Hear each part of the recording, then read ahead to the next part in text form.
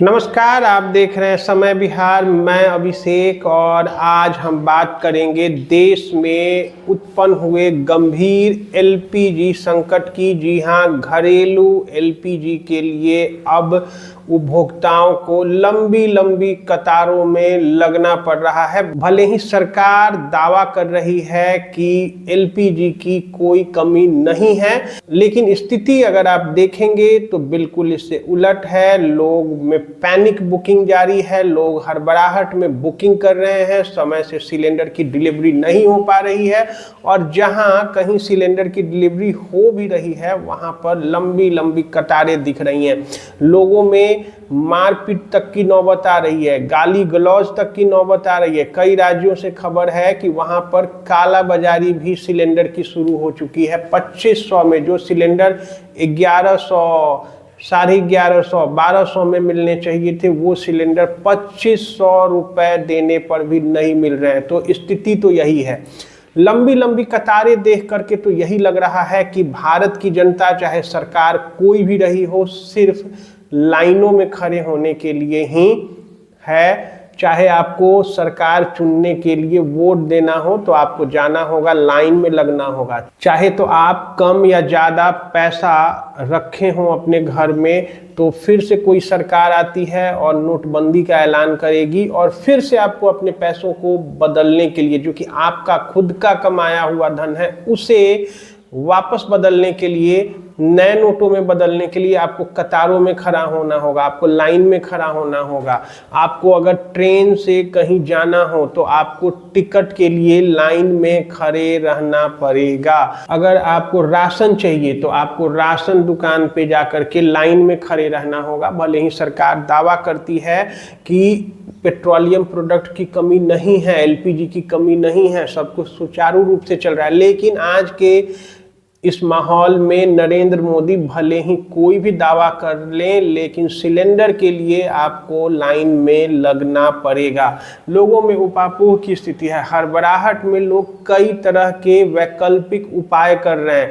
कोई induction plate खरीद रहा है अपने घर के किचन के लिए, तो कोई लकड़ी का इंतजाम कर रहा है ताकि बच्चों को समय पे खाना मिल सके, घर के लोगों की ज़रूरत पूरी हो सके। लेकिन उनका क्या, जिनका व्यापार ही इन सिलेंडर्स पे निर्भर करता है, होटल्स, रेहड़ी वाले जो चाय बेचते हैं, जो खाना बेचते हैं ठेलों पे, खोमचों में, जो बड़े बड़े रेस्टोरेंट चला रहे हैं, वहाँ पर कॉमर्शियल सिलेंडर्स नहीं मिल रहे हैं। कॉमर्शियल सिलेंडर्स की बुकिंग बंद कर दी गई है। आखिर वो करे तो करे क्या?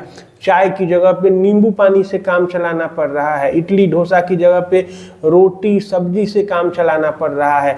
होटल इंडस्ट्री बहुत बड़े संकट से गुजरने वाला है, ये बात तो तय है।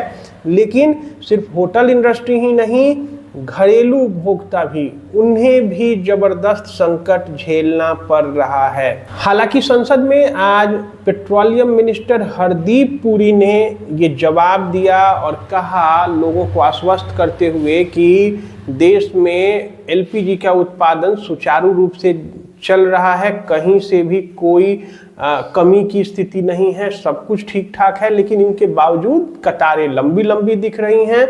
कई जगह जहां पर सिलेंडर्स बंट रहे हैं, बहुत सारी ऐसी एजेंसियां हैं जिन्होंने सिलेंडर बांटना ही छोड़ दिया है।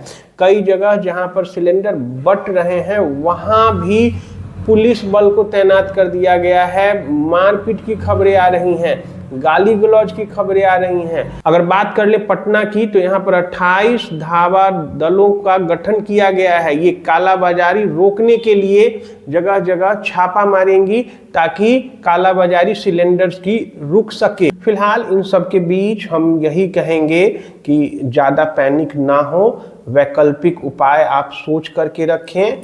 इस तरह की समस्या हमने पहले भी झेली है, एक बार फिर से देश के सामने संकट है। भले ही सरकार जनता का साथ ना दे रही हो या सरकार सक्षम नहीं हो इस समस्या को सुलझाने में, लेकिन अपने लिए एक विकल्प आप तैयार करके रखें और इंडक्शन प्लेट खरीद सकते हो या फिर लकड़ी का इंतजाम कर सकते हो, तो ये सब आप करके रखें। नहीं तो आने वाले समय में आपको पता चलेगा कि आपके घर में राशन होने के बावजूद आप खाना नहीं बना पा रहे हैं, समय से लोगों को भोजन नहीं मिल पा रहा है। फिलहाल इस खबर पे हमारी पूरी नज़र रहेगी। इस मुद्दे से जुड़ी हुई अगर आप कोई राय रखना चाहते हो, कमेंट बॉक्स में आप अपनी राय रख सकते हैं। हम भी लगातार अपडेट्स देते रहेंगे। ये वीडियो अगर आपको पसंद आया तो आप इस वीडियो को लाइक कीजिए, शेयर कीजिए, हमारे चैनल को सब्सक्राइब कीजिए। इस रिपोर्ट को बनाने के लिए कैमरे पे थे तबरेज, टेक्निकल सपोर्ट था पवन का, मैं अभिषेक। धन्यवाद।